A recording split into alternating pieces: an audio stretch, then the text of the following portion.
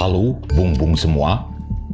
Bung-Bung, pada konten kali ini yang masih berhubungan dengan Mahmilub Dr. Subandrio, kita akan menyaksikan dokumen surat pernyataan kesaksian dari Presiden Soekarno di Mahmilub Dr. Subandrio. Setelah dokumen surat pernyataan kesaksian Presiden Soekarno ini, konten video ini langsung dilanjutkan dengan episode ke-26 series Mahmilub Dr. Subandrio. Jadi mungkin agak panjang. Surat pernyataan tentang kesaksian dari Presiden Soekarno ini dibacakan pada sidang lanjutan ke-9 yang berlangsung pada Sabtu 8 Oktober 1966. Dalam surat pernyataannya, Presiden Soekarno menjawab beberapa poin penting dan pendapatnya tentang peristiwa 1 Oktober 1965 itu. Kami sengaja menambahkan konten surat pernyataan kesaksian Presiden Soekarno di awal konten ini untuk menambah hasanah pengetahuan agar Bung-Bung juga tidak lupa pada beberapa pertanyaan-pertanyaan awal yang diajukan pada Dr. Subandrio di sidang ini.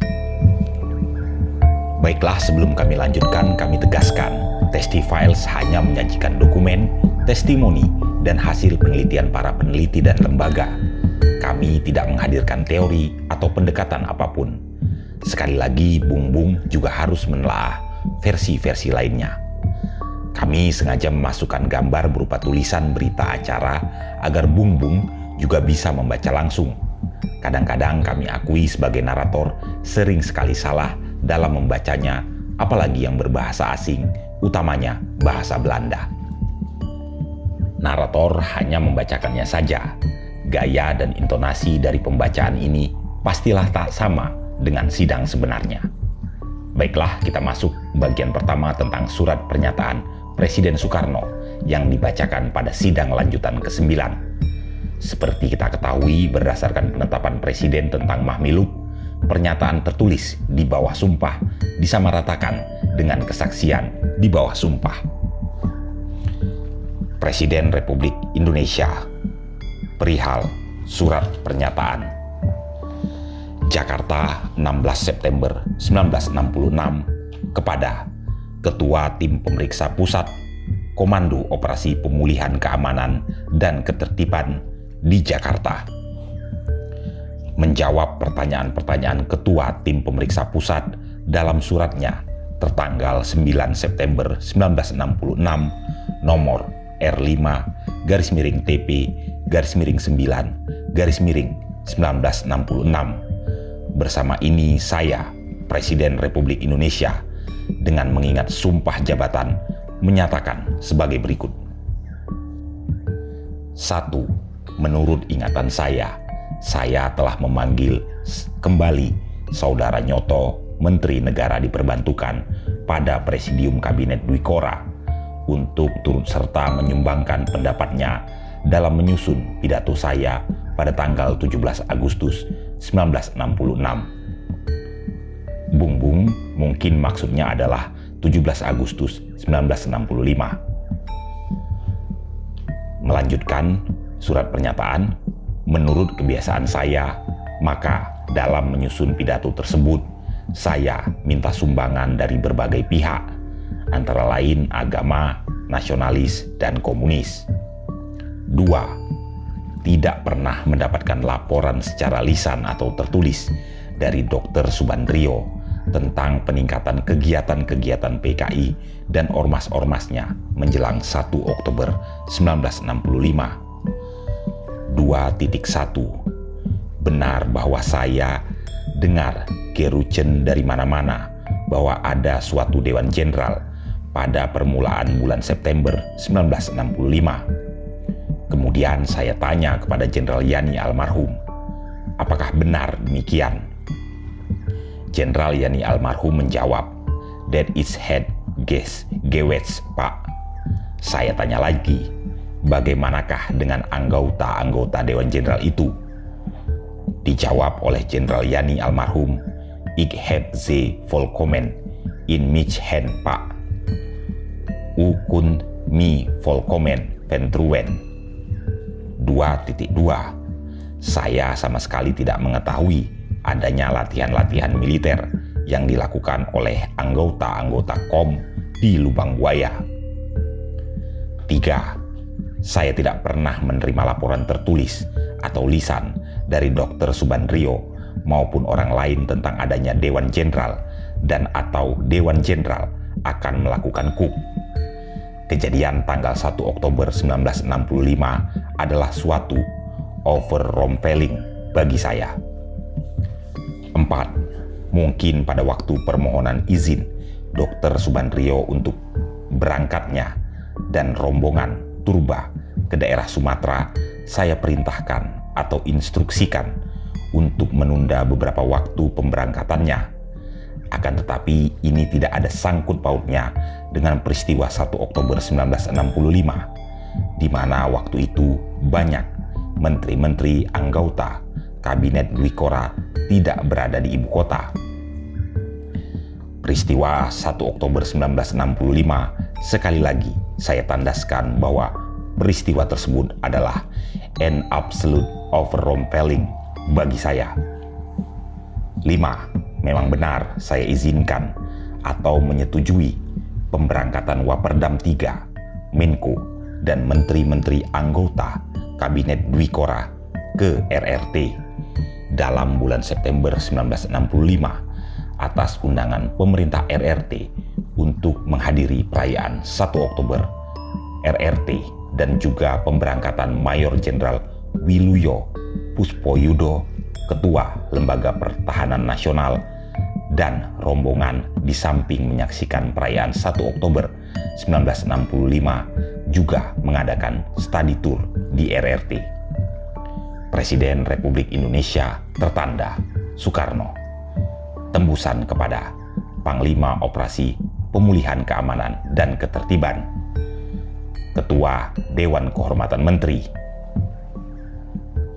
Bung, itu tadi surat pernyataan Presiden Soekarno yang kami cuplik dari sumber berita acara persidangan Mahmilub dari buku G30S di hadapan Mahmilub 3 Jilid 2 perkara Dr. Subandrio. Bung, sekarang kita lanjutkan episode ke-26 series pembacaan berita acara persidangan Mahmilub G30S dengan terdakwa Dr. Subandrio. Pada episode ke-25 sebelumnya sampai pada saat Hakim Ketua menanyai Dr. Subandrio tentang agenda turbanya ke daerah. Saat itu masih pada sidang lanjutan keempat yang berlangsung 3 Oktober 1966. Lalu ikut sertanya mereka para menteri itu di dalam rombongan ini apakah atas permintaan mereka masing-masing ataukah atas penunjukan Waperdam 1 ataukah presiden yang menghendaki supaya manusia-manusia ini ikut menteri-menteri ini. Jadi ada yang permintaan mereka itu sendiri. Ada yang atas permintaan mereka, ada yang atas penunjukan saudara. Yang atas permintaan mereka siapa itu? Menteri Pranseda. Menteri Pranseda mengingini mengikuti. Ya, Menteri Sajarwo. Pak Sajarwo. Menteri Kehakiman. Astra Winata namanya. Herlambang. Menteri Nyoto itu yang atas permintaan. Ya, dan Menteri Pak Suprayogi atas permintaan kami sendiri. Menteri Aziz atas permintaan beliau. Baik, dasar pertimbangan untuk membuat rombongan demikian besar tentunya ada. Tentunya ada toh dasar untuk membuat mengikut sertakan sekian banyak manusia menjadi rombongan demikian besar itu tentunya ada toh. Misalnya untuk menggunakan waktu sebaik-baiknya mumpung ada kesempatan ke Sumatera. Baiklah, mari pada ikut. Apa sebenarnya yang mendorong untuk membuat rombongan sebesar itu sehingga praktis 12-15 menteri yang mengikuti pada waktu itu? Ya, Jadi dasarnya juga dibicarakan dalam presidium yang setuju pada waktu itu supaya banyak menteri-menteri sekarang sungguh-sungguh dalam pembangunan itu mengetahui daerah. Jadi tidak dari laporan saja. Jadi mengetahui sungguh di daerah di sana, dicek itu jadinya. Lalu pertimbangan bersama-sama berangkat ini. Jadi dan sama-sama di situ nanti di mana bisa mengambil keputusan tertentu. Baik, tempat-tempat manakah yang saudara kunjungi oleh rombongan saudara bersama saudara ini? Jadi Lampung, Bengkulu, Padang, Medan, lantas ke Pangkalan Berandan, dan ke Langsa. Acara setempat sama pada waktu Turba ke Indonesia bagian timur. Ya, dus pidato memberikan kesadaran kepada rakyat. Dan pertemuan-pertemuan dengan para petugas dari pemimpin ormas. Setempat? Ya, setempat.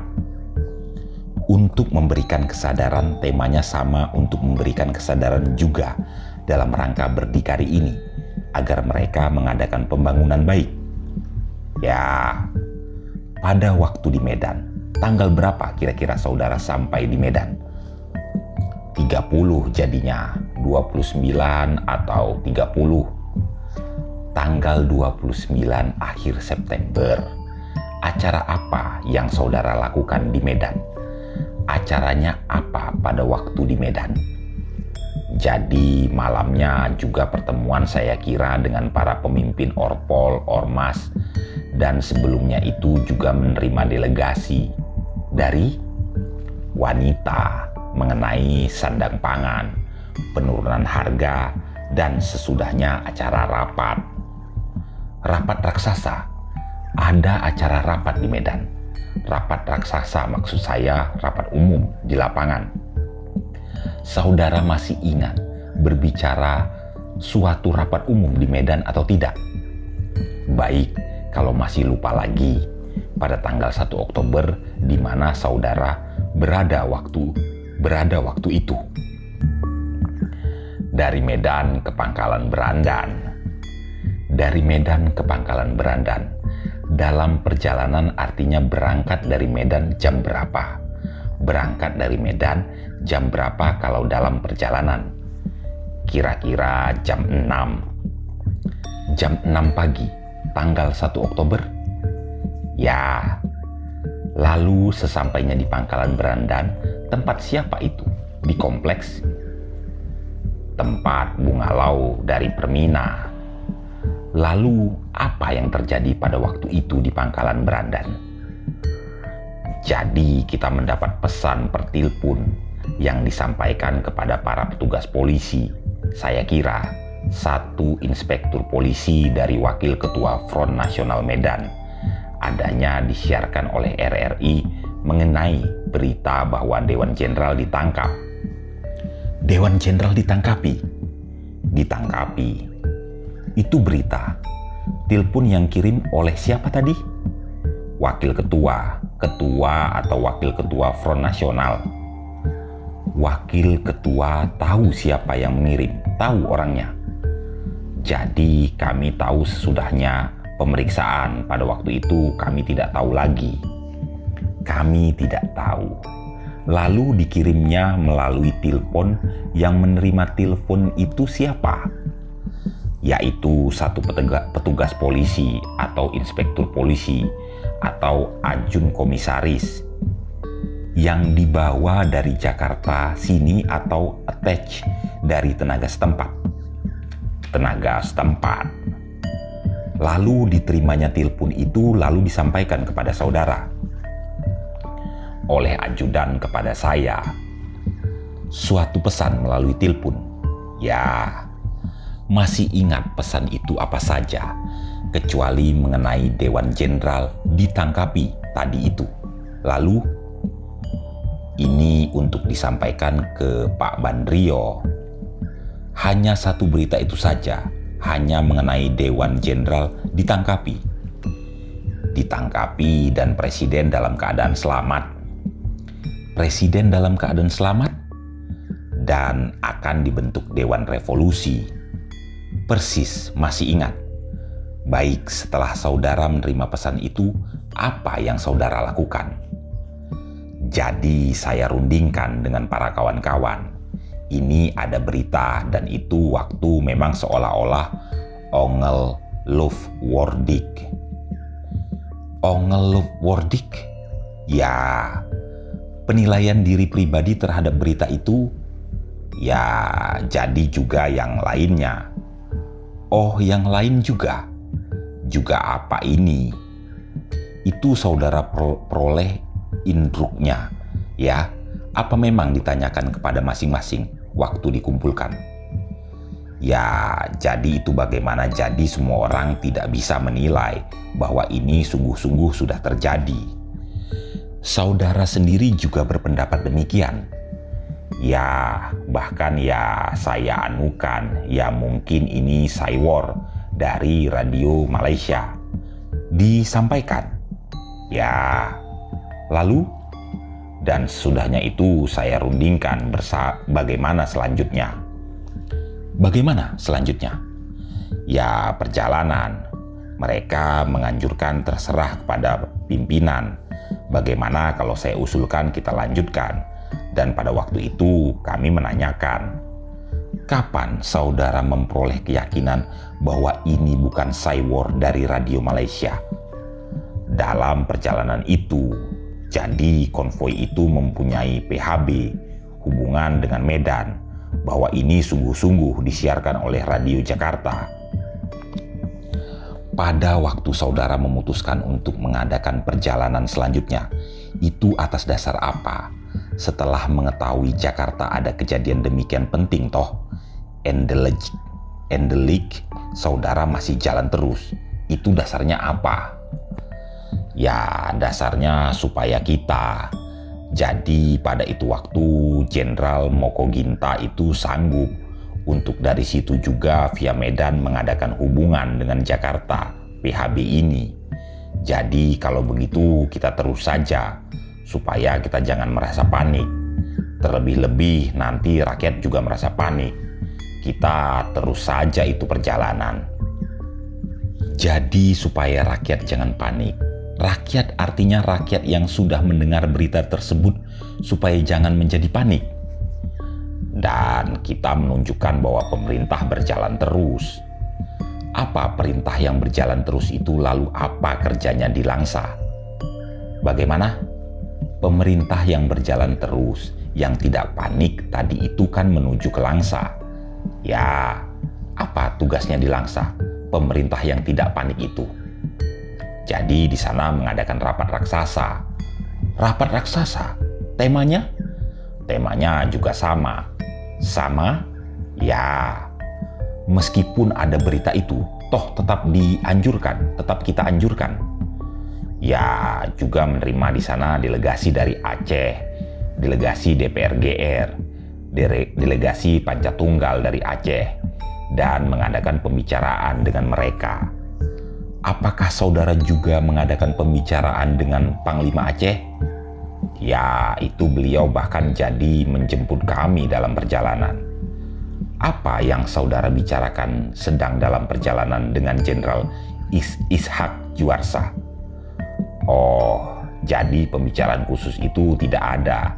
Tapi selanjutnya mengenai peristiwa Jakarta, jadi tidak jadinya. Tidak dibicarakan? Tidak. Apakah saudara juga melakukan suatu pembicaraan khusus dengan Jenderal Mokoginta di dalam persoalan Jakarta ini? Tidak. Tidak, juga tidak. Selain minta supaya selalu hubungan, begitu jadinya.